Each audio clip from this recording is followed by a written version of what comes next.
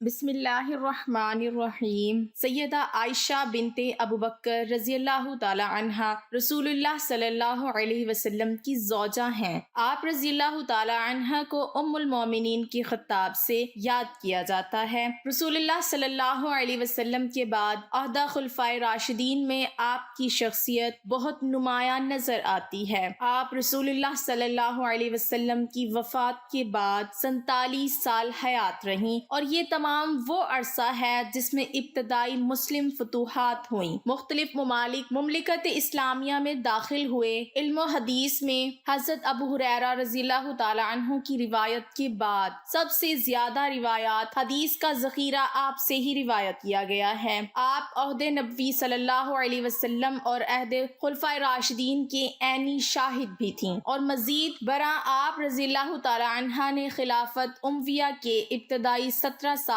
بھی ملاحظہ فرمائے۔ سن 678 میں آپ رضی اللہ تعالی عنہ کا انتقال مدینہ میں ہوا۔ آپ کے مناقب فضائل کثیر ہیں، جن سے آپ رضی اللہ تعالی عنہ کی عظمت و شان جلالت مسلم خواتین پر نمایاں ہیں۔ آپ رضی اللہ تعالی عنہ رسول اللہ صلی اللہ علیہ وسلم کی وفات کے بعد 47 سال حیات رہیں۔ حضرت امیر معاویہ رضی اللہ تعالی عنہ کی خلافت کے اواخر سال حضرت عائشہ رضی اللہ تعالی عنہ کی حیات مبارکہ کے اواخر سال ہیں۔ سن 58 ہجری بمطابق 678 میں جب آپ کی عمر 67 سال کے قریب تھی کہ ماہ رمضان 58 ہجری جولائی 678 میں علیل ہو گئیں، اور چند روز تک علیل رہیں۔ کوئی حال پوچھتا تو فرماتی اچھی ہوں۔ جب آپ رضی اللہ تعالی عنہ کی وفات کا وقت قریب آیا تو فرمانے لگی، کاش میں پیدا ہی نہ ہوئی ہوتی، کاش میں ایک درخت ہوتی کہ اللہ کی پاکی میں رطب اللسان رہتی اور پوری طرح سے اپنی ذمہ داری سے سبکدوش ہو جاتی، کاش میں مٹی کا ایک ٹھیلا ہوتی، کاش اللہ تعالیٰ مجھے پیدا نہ فرماتا، کاش میں زمین کی بوٹیوں میں سے کوئی بوٹی ہوتی اور قابل ذکر شے نہ ہوتی۔ عیسیٰ بن دینار کہتے ہیں کہ میں نے ابو جعفر رضی اللہ تعالی عنہ سے پوچھا کہ ان تمناؤں سے کیا مراد تھا؟ کہنے لگے، ام المومنین ان تمناؤں سے دعا میں توبہ کا وسیلہ اختیار فرما رہی تھی۔ یہ تمام تمنائیں آپ قصر نفسی سے فرما رہی تھیں، حالانکہ آپ ازل سے ام المومنین کے خطاب سے سرفراز ہوئی ہیں۔ اسماعیل بن قیس کہتے ہیں کہ بوقت وفات حضرت عائشہ رضی اللہ تعالی عنہا نے وصیت فرمائی کہ میں نے رسول اللہ صلی اللہ علیہ وسلم کے بعد نئی باتیں اختیار کر لی تھیں، لہٰذا مجھے نبی صلی اللہ علیہ وسلم کی ازواج مطہرات کے پاس دفن کرنا۔ یہ آپ نے قصر نفسی میں فرمایا تھا۔ ذکوان جو آپ کے غلام تھے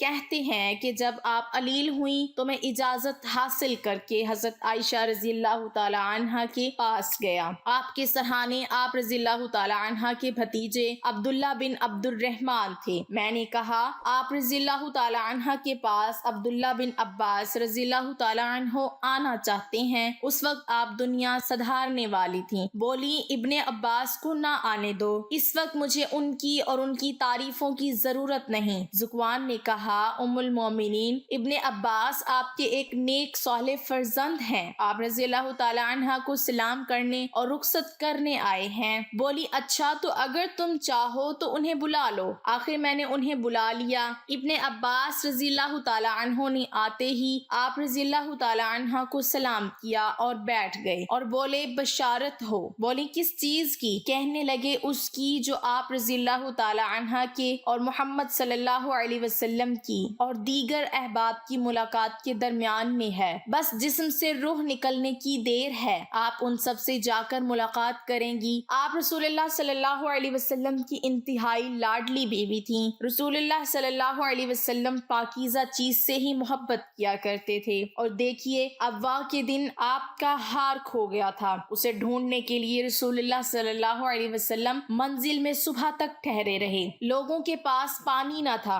پھر اللہ تعالیٰ نے تیمم کی آیت نازل فرمائی، مسلمانوں کو یہ سہولت آپ رضی اللہ تعالی عنہ کی بدولت نصیب ہوئی۔ پھر اللہ تعالیٰ نے آپ رضی اللہ تعالی عنہ کی برات ساتوں آسمانوں کے اوپر سے اتاری، جسے روح الامین لے کر آئے۔ اب ایسی کوئی مسجد نہیں جس میں آپ رضی اللہ تعالی عنہ کی برات کی آیتیں صبح و شام نہ پڑھی جاتی ہوں۔ آپ رضی اللہ تعالی عنہ فرمانے لگیں، ابن عباس تعریفیں چھوڑ چھوڑو، اس کی قسم جس کے ہاتھ میں میری جان ہے، میری تو یہ تمنا ہے کہ میں بھولی بسری ہوئی جاتی تابع ابن ابی عتیق حضرت عائشہ رضی اللہ تعالی عنہ کے پاس گئے جبکہ وہ علیل تھیں۔ بولے ام المومنین کیسی طبیعت ہے؟ میرے ماں باپ آپ پر قربان ہوں۔ فرمانے لگی اللہ کی قسم یہ موت ہے۔ عبید بن عمیر تابعی کہتے ہیں کہ آپ رضی اللہ تعالی عنہ نے وصیت فرمائی کہ میرے جنازے کے پیچھے آگ لے کر نہ جانا اور میری میت پر سرخ مخملی چادر نہ بچھانا، اپنے غلام ذکوان کو آزاد کرنے کی وصیت کی تھی۔ ام المومنین حضرت عائشہ رضی اللہ تعالی عنہ نے منگل 17 رمضان 58 ہجری بمطابق 13 جولائی 678 کی شب کو اس دار فانی سے عالم بقا کو لبیک کہا۔ آپ رضی اللہ تعالی عنہ کی وفات کی خبر اچانک ہی تمام مدینہ منورہ میں پھیل گئی اور انصار مدینہ منورہ اپنے گھروں سے نکل آئے۔ جنازے میں ہجوم اتنا تھا کہ لوگوں کا بیان ہے کہ رات کے وقت اتنا مجمع کبھی نہیں دیکھا گیا۔ بعض عورتوں کا ازدحام دیکھ کر روز عید کے ہجوم کا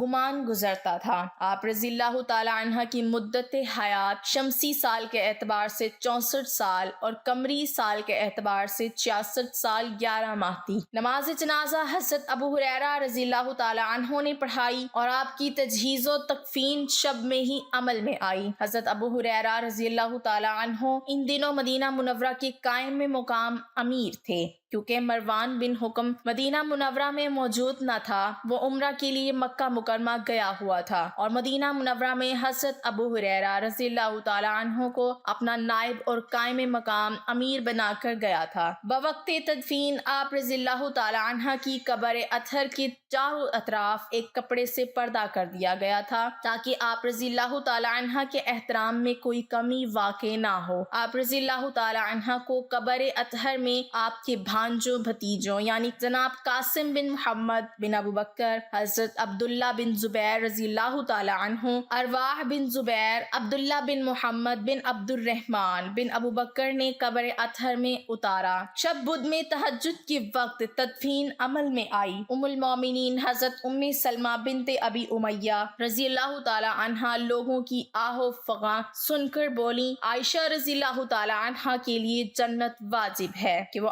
حضرت صلی اللہ علیہ وسلم کی سب سے پیاری بیوی تھیں۔ امام ابو داؤد طیالسی نے ام المومنین حضرت ام سلمہ ہند بنت ابی امیہ کا قول نقل کیا ہے کہ جب انہیں حضرت عائشہ رضی اللہ تعالی عنہا کی وفات کی خبر معلوم ہوئی تو وہ بولی اللہ ان پر رحمت بھیجے کہ اپنے باپ کے سوا وہ آپ صلی اللہ علیہ وسلم کو سب سے زیادہ محبوب تھیں۔ عبید بن عمیر تابعی کہتے ہیں کہ ایک شخص نے میرے والد سے پوچھا لوگوں نے ام المومنین کا کیا غم کیا؟ بولے آپ رضی اللہ تعالی عنہ کی وفات پر ہر وہ غمگین تھا جس کی آپ ماں تھیں۔ یا اللہ ہم سب کے گناہوں کو معاف فرما اور صحابہ کرام کے نقش قدم پر چلنے کی توفیق عطا فرما اور اپنی رحمت کا سایہ نصیب فرما، آمین یا رب العالمین۔